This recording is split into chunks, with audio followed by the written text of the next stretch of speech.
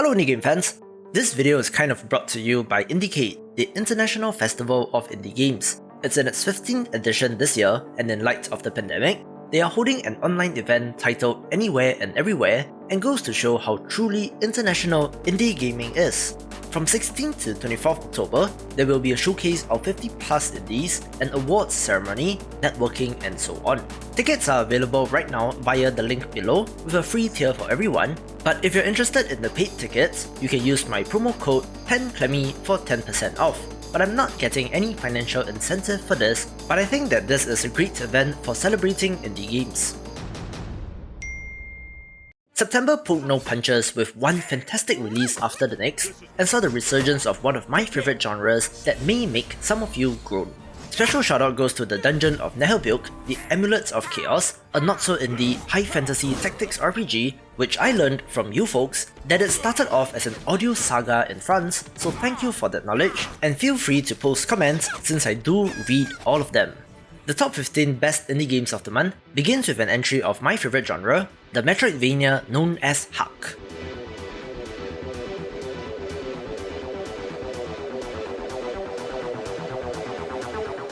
This is a post-apocalyptic action platformer where you have to explore this unique world.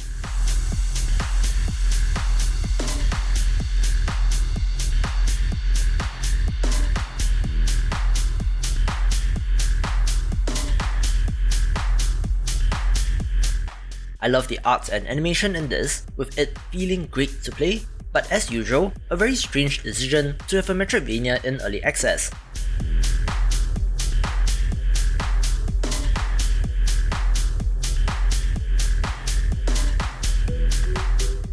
It's a little short in terms of what is there right now, but a fantastic first step.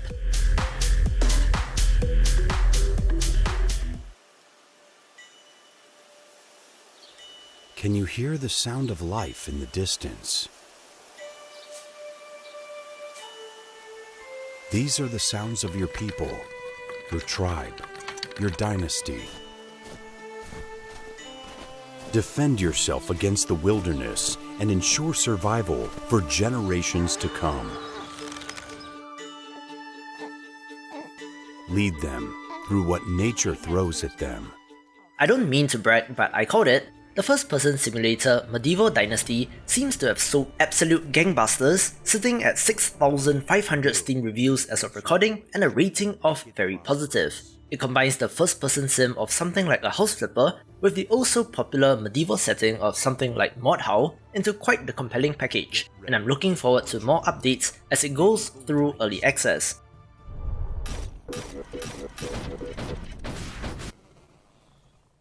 A real gem that had an early access release was Ragnorium, initially being unlisted on the Steam store but being available for a wider audience last month. As this short gameplay trailer shows, this is quite a neat colony sim and I'm waiting to see more.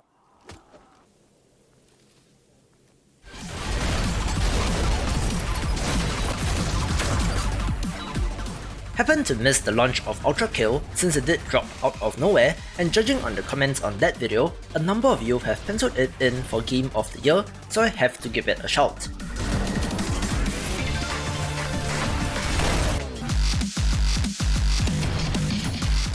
This is an extremely fast retro first-person shooter, built as if it was from the 90s and looking and playing very much like Quake 2.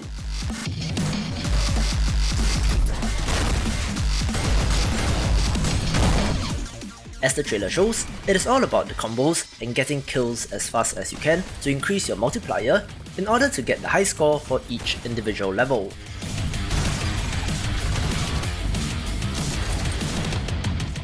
It seems pretty complete and feels great to play, only lacking in more levels, which should be added by the end of next year. A long journey awaits them, and their trust in your instincts will lead them across wonderful landscapes. New lands to discover and to pay respects to, new horizons to admire and follow. You'll inspire them to create marvelous new homes. But the journey must not stop. They have to keep going. The first roguelite on this list is the strategy title As Far as the Eye. where you guide a tribe of nomadic animals which are very cute as they seek to escape disaster. A beautiful game, there are various base building and strategic elements in your control, researching and unlocking new technologies as you progress. The roguelike nature of this means that things can go horribly wrong, where the creatures can die of starvation or drown from the rising water level, so you have to keep that under control, but this is a great entry in the genre. You are the breath that whispers to their ears, the wind that pushes them forward, and your journey, carrying them to me, has just begun. There's been a murder. Paradise Killer is a first-person detective game set in a world oozing in style, where the world building is absolutely on point, and you play as the investigation freak Lady Love Dies and have to find out who killed Paradise. The world and characters, as some of you have pointed out, is similar to JoJo's Bizarre Adventure, with outlandish names and even crazier, wackier visual designs, and is simply a treat to interact with the characters and world. Do bear in mind that some people have reported motion sickness with the first-person camera, but I would still advise you to give this a shot.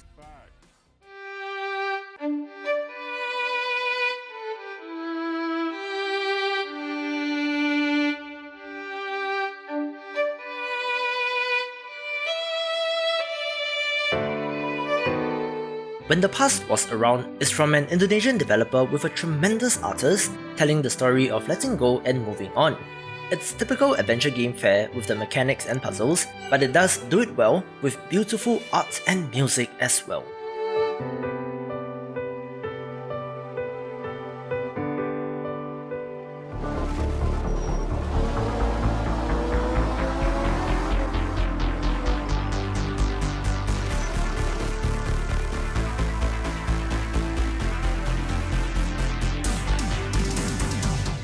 I'm not usually a racing game person, since I find that they tend to be more of the same, and while Art of Rally is very familiar, it's slotted right into a nice spot given my current mental state.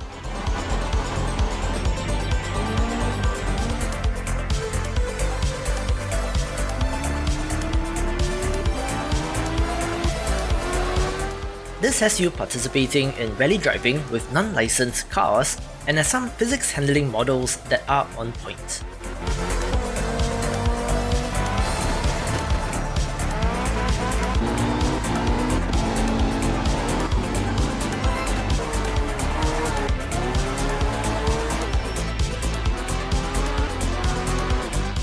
It is not arcadey, but also not going as far into the simulation territory, but I was pleasantly surprised to find out that this is from the developer of Absolute Drift, which is a very similar game, just that Art of Rally has much more vibrant and lush environments.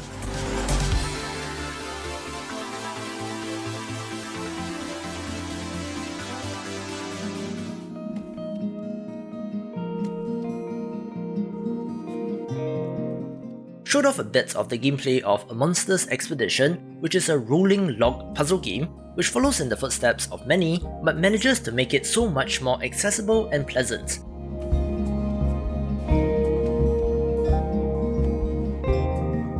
You are exploring what seems to be the ruins of human civilization since you play as a monster, with the writing and description of human objects and structures being a highlight.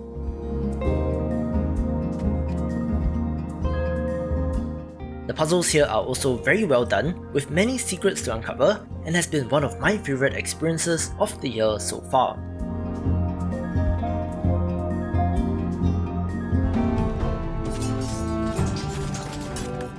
I liked Songs of Six due to the very bold choice with the art direction, with the lo-fi, chunky pixel art that looks very impressive with scale. This is a city builder which simulates up to 3,000 units, each with their own routines, naturally leading into massive cities as a result. This is the product of a one-man studio and certainly seems very ambitious, but as with games like RimWorld, which started off this way, I can see this being a tremendous hit down the line.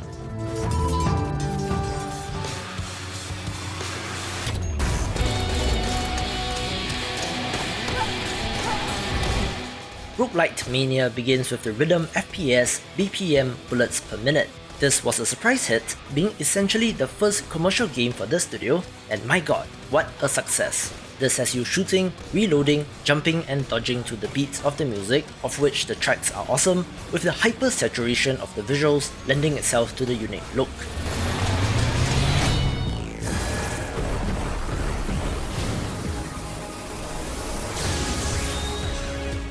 As you can see, Star Renegades has absolutely wowed both fans and critics, and I myself am no exception.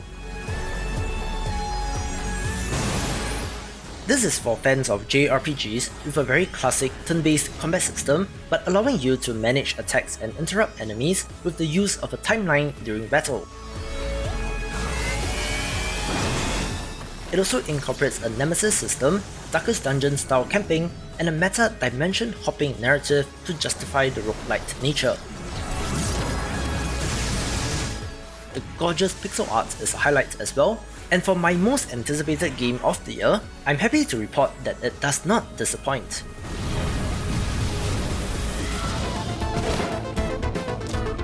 The long-anticipated sequel to Perfection, Spelunky 2 has been highly anticipated and for the right reasons, since this is a bigger and better version of the original, refined to such a degree that it pleases both the very large existing community as well as new players.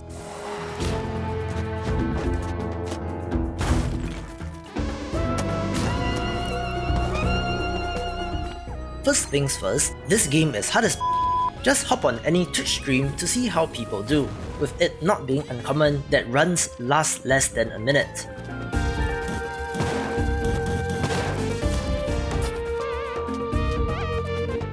However, Spelunky is Spelunky, and it is so satisfying when you do learn the intricacies of the systems and how they interact, wrangling these to advance further in the game.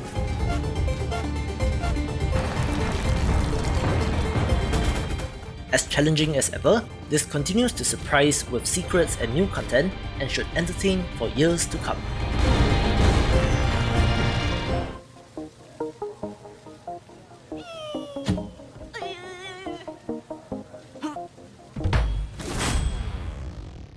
Action roguelites are a dime a dozen, but what makes Going Under stand out is the tongue-in-cheek critique of the modern-day work environment, of tech bros, startup culture, and late-stage capitalism.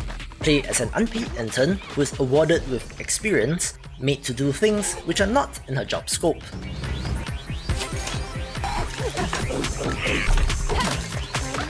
The writing in this is wonderful and very well done, capturing the disillusion that millennials and zoomers have with work, not to mention fun weapons and good feeling combat. The Kotaku review of this by Ash Parrish is excellent, so go give that a read, but a great game which takes the number 2 spot.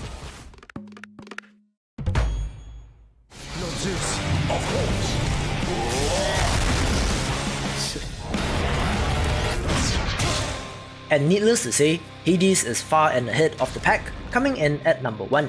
I've been on this train ever since its early access launch, playing bits and pieces here and there, checking out the new updates, gods, powers, characters and more which were added through the 22 months or so of early access. Alright, one more time. With the 1.0 launch and coming out on Switch, it warms my heart to see the team get the recognition that they deserve from the press, influencers, and the general gaming population alike. It does something that I love in roguelites in justifying why you are able to play run after run, but more than that, adds in bits of narrative that carries on whether you live or die. You can turn back, or I can send you home the painful way. What'll it be? It is very, very good, with stupidly sexy characters all around, but for being one of my favorite indie games ever, it takes the number 1 spot. To see more of the big picture, check out these awesome videos, and I will see you after the jump. That was for last time.